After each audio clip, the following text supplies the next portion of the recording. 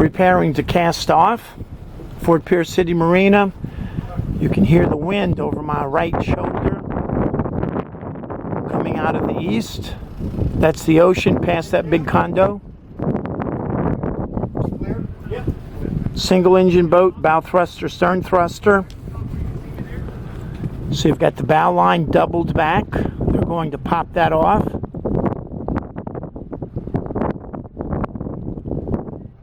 Got to get a little cowboy action going up there. And you can see the stern line is already free. You can see my shadow. So he's using the bow thruster and the stern thruster to pull the boat away from the dock.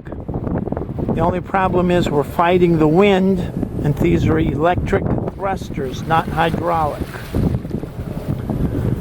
So now he's decided to take the bow out. So we're wiggling the stern and the bow, the stern and the bow.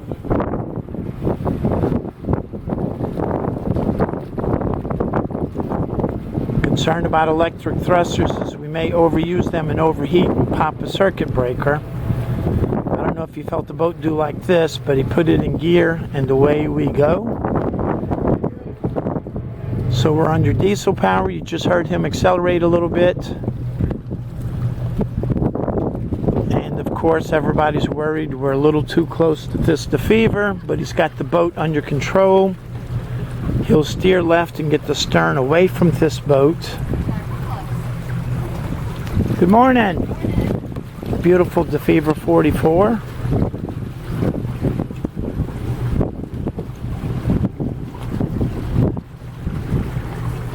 So we got off the dock successfully. No hollering, no screaming, no bumps or bruises. And we're on our way to the boatyard, Cracker Boys Boatyard, for a haul out for the dry portion of the hull inspection of the survey. Stand by for more.